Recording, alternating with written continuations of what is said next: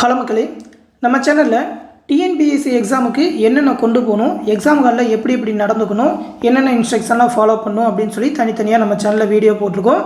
அது எல்லாத்தையுமே group 4 2024 TNPSC group 4 2024ன்னு ஒரு பிளேலிஸ்ட்டு போட்டே கொடுத்துருக்கேன். அதில் எடுத்து பார்த்துக்கோங்க. அது மட்டும் இல்லாமல் ஓஎம்ஆர் ஷீட்டெல்லாம் எப்படி ஃபில் பண்ணணும், முறையாக ஃபில் பண்ணணும்னு சொல்லி ஆல்ரெடி ஓஎம்ஆர் இன்ஸ்ட்ரக்ஷனும் போட்டிருக்கோம். இந்த வீடியோவில் பார்த்தீங்கன்னா ஓஎம்ஆர் ஷீட்டில் என்னென்ன தப்பு பண்ணிங்கன்னா உங்களோட ஓஎம்ஆர் ஷீட்டே இன்வால்வ் ஆகும், என்னென்ன தப்பு பண்ணிங்கன்னா எவ்வளோ மார்க் குறைப்பாங்க அப்படின்னு சொல்லி பார்க்க போகிறோம். ஏன்னா டிடக்ஷன் ஆஃப் மார்க்கும் இருக்குது, அதெல்லாம் தெரிஞ்சுக்கணும். அந்த தவறுலாம் பண்ணக்கூடாது அப்படின்னாக்கா என்னென்ன தவறுக்கு எவ்வளோ மார்க் போகும் தெரிஞ்சுக்கிட்டா தான் அதை கரெக்டாக ஃபாலோ பண்ணுவீங்க. அதனால் எதுக்கு இன்வாலிடே பண்ணிடுவாங்க, எதுக்கு மார்க் குறைப்பாங்க அப்படின்னு சொல்லி இதில் பார்த்துருவோம். இதில் இன்ஸ்ட்ரக்ஷன் எல்லாமே கொடுத்துருக்காங்க ஓஎம்ஆர் ஷீட்டில். ஃபஸ்ட்டு பார்த்தீங்கன்னாக்கா எக்ஸாம் ஆரம்பிக்கிறதுக்கு முன்னாடியும் ஆரம்பித்ததுக்கப்புறம் கடைசி முடிஞ்சதுக்கப்புறமும் பார்த்தீங்கன்னா நீங்கள் சைன் பண்ணணும்.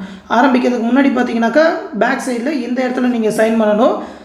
எக்ஸாம் முடிஞ்சதுக்கப்புறம் பார்த்தீங்கன்னாக்கா இந்த இடத்துல நீங்கள் சைன் பண்ணுற மாதிரி இருக்கும். தேர்வரின் கையொப்பம் இங்கே பண்ணிடாதீங்க, இங்கே இன்விஜிலேட்டர் பண்ணுவாங்க, இங்கேயும் இன்விஜிலேட்டர் பண்ணுற மாதிரி இருக்கும். மாற்றி பண்ணிடாதீங்க, அவங்களும் கரெக்டாக பண்ணுறாங்களா அப்படின்னு சொல்லி நீங்கள் தான் பார்க்கணும். இன்விஜிலேட்டரையும் நீங்கள் தான் செக் பண்ணணும். சப்போஸ் அந்த மாதிரி சைன் பண்ணாமல் விட்டுட்டிங்கனாக்கா உங்களோட அந்த ஆன்சர் சீட் ஓஎம்ஆர் சீட்டையே பார்த்தீங்கன்னா செல்லாததாக்கிடுவாங்க, இன்வாலிட் ஆயிரும். அதனால் இந்த தப்பை பண்ணிடாதீங்க. இப்படி பண்ணிங்கன்னா உங்கள் ஓஎம்ஆர் சீட்டே இன்வாலிட் ஆயிரும். அடுத்து பார்த்தீங்கன்னாக்கா உங்களோட இடதுகை பெருவிரல் ரேகை வைக்கணும். இடதுகை பெருவிரல் ரேகை இந்த இடத்துல நீங்கள் வைக்கிற மாதிரி இருக்கும். இந்த இடத்துல நீங்கள் வைக்கல அப்படின்னாக்கா 2 மார்க் டிடெக்ட் பண்ணிடுவோம் அப்படின்னு சொல்லியிருக்காங்க. ஓகேவா, நீங்கள் எடுத்த மார்க்லேருந்து 2 மார்க் போயிடும். அப்படியே 2 மார்க்காக குறைச்சிக்கிட்டே வந்ததுனாக்கா ஒரு 10 மார்க் கிட்ட கூட டிடெக்ஷன் பண்ண வாய்ப்பு இருக்குது. அதனால் கரெக்டாக ஃபாலோ பண்ணிக்கோங்க. மாற்றுத்திறனாளிகள் அந்த இடதுகை பெருவிரல் ரேகை வைக்க முடியலன்னா அந்த இடத்த பிளாங்காக விட்டுற வேண்டியதான், அவங்களுக்குன்னு தனியாக ரூல்ஸ் உண்டு. அடுத்து உங்களோட ஓஎம்ஆர் ஷீட்டில் தேவையற்ற குறிப்புகள் எதையும் நீங்கள் கிரிக்கிடக்கூடாது. ஏதாவது சிம்பிள் போட்டு வைக்கிறது, கண்ட இடத்துல கிரிக்கிறது, அது மட்டும் இல்லாமல் அந்த லெஃப்ட் தம்ப் இம்ப்ரெஷன் வச்சதுக்கப்புறம் உங்கள் கையில் மை இருக்கும், அந்த மையை கொண்டு போய் ஓஎம்ஆர் ஷீட்டில் எங்கேயாவது தடவிட்டீங்க அப்படின்னாக்கா அது தேவையில்லாத சிம்பிள் மாதிரி ஆயிடும். உங்களோட அடையாளத்தை வெளிக்காட்டுற மாதிரி இருந்ததுனாக்கா உங்களோட பேப்பரையே கேன்சல் பண்ணிடுவாங்க, உங்களை பேன் பண்ணுறது கூட வாய்ப்பு இருக்குது. இந்த மாதிரி நிறையா பிரச்சனைலாம் நடந்திருக்கு அப்படின்றனால கொஞ்சம் அதை ஹெவியாகவே பார்ப்பாங்க. அதனால் வேறு எதுவும் சிம்பிள் எங்கேயும் கிரிக்கிறாமல் கரெக்டாக பார்த்துக்கோங்க. கரெக்டாக ஷேர் பண்ணுற இடத்த தவிர வேறு எங்கேயும் தொடாத மாதிரி பார்த்துக்கோங்க. ஓஎம்ஆர் ஷீட் ரொம்ப முக்கியம். அப்படி இருந்ததுன்னா விடைத்தாள் செல்லாததாக்கப்படும் சொல்லிட்டாங்க. அடுத்து பார்த்தீங்கன்னாக்கா உங்களோட புக்லெட் நம்பரை நீங்கள் நிரப்பாமல் விட்டுருந்தீங்கன்னா இந்த இடத்துல பார்த்தீங்கன்னாக்கா உங்களோட புக்லெட் நம்பர் நிரப்பணும். எப்படிலாம் சொல்லியிருக்கிற கொஸ்டின் பேப்பரில் இருக்கும். அந்த புக்லெட் நம்பரை நிரப்பாமல் விட்டுட்டிங்கன்னா இன்வாலிட் ஆகிடும். சப்போஸ் வேறு புக்லெட் நம்பர், அதாவது நம்பரை மாற்றி எழுதிட்டிங்கனாலும் தப்பாக போயிடும். இல்லை பாதியாக அரைகுறையாக எழுதி ஷேர் பண்ணாமல் விட்டீங்க, அரைகுறையாக எழுதிருக்கீங்க அப்படின்னு சொல்லி பண்ணால் இதுக்கு மட்டுமே 5 மார்க் டிவைட் பண்ணுவாங்க. ஓகேவா, புக்லெட் நம்பர் ரொம்ப முக்கியம். 5 மார்க் குறைச்சிருவாங்க.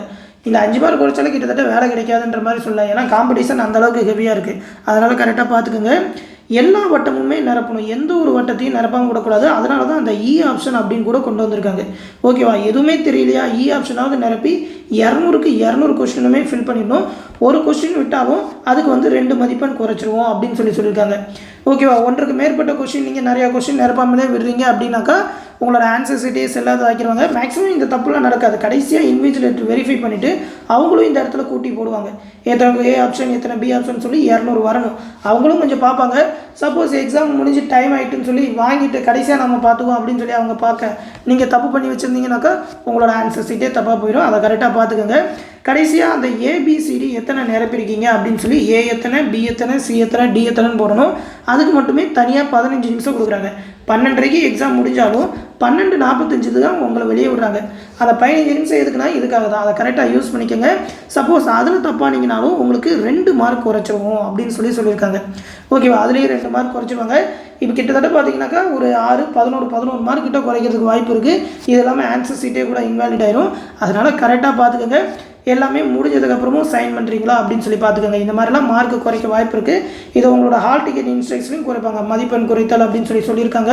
அது இல்லாமல் ஓஎம்ஆர் ஷீட்லையுமே கொடுப்பாங்க. அது எல்லாத்தையுமே கேர்ஃபுல்லாக பார்த்துட்டு எக்ஸாம் எழுதுங்க. சிம்பிளான இன்ஸ்ட்ரக்ஷன் தான், இன்விஜிலேட்டரும் ஃபாலோ பண்ணுவாங்க தான். இருந்தும் கேர்லெஸில் வேறு எதுவும் பண்ணிட வேண்டாம். நீங்கள் இங்க் ரப்பர் ஒயிட்னர்லாம் கொண்டு போகலாமான்னு கேட்குறீங்க. அதெல்லாம் தப்பு இல்லாமல் பார்த்துக்கோங்க. சப்போஸ் இங்க் ரப்பர் வச்சு வேணால் லைட்டாக அடிக்கலாம். ஒயிட்னர்லாம் வச்சிங்கனாக்கா ஒயிட் கலரில் தெரியும். அதை அந்த ஸ்கேன் பண்ணுறப்ப நிறைய தப்பாகலாம். இங்க் ரப்பர் வச்சு சின்னதாக அடிக்க பாருங்கள். ஓஎம்ஆர் சீட்டே டேமேஜ் ஆகிட வேணாம். முடிஞ்ச வரைக்கும் தப்பு பண்ணாமல் எழுத பாருங்கள். சின்ன இன்ஸ்ட்ரக்ஷன் தான், நல்லாவே இப்போலாம் தெரிஞ்சிருக்கும் அப்படின்னு நினைக்கிறேன். அதனால் அதை கரெக்டாக ஃபாலோ பண்ணாலே போதும். எல்லாருமே நல்ல விதமாக எக்ஸாம் எழுதிட்டு வாங்க. எல்லாருக்குமே ஒரு ஆல் தி பெஸ்ட். தொடர்ந்து டிஎன்பிஎஸ்சி பற்றின இன்ஸ்ட்ரக்ஷன் தெரிஞ்சுக்க நம்ம சேனலையும் ஃபாலோ பண்ணிக்கோங்க. உங்களுக்கு ஏதாவது டவுட் இருந்தாலும் கமெண்ட்ஸை கேளுங்க. அடுத்த வீடியோவில் சந்திப்போம். நன்றி.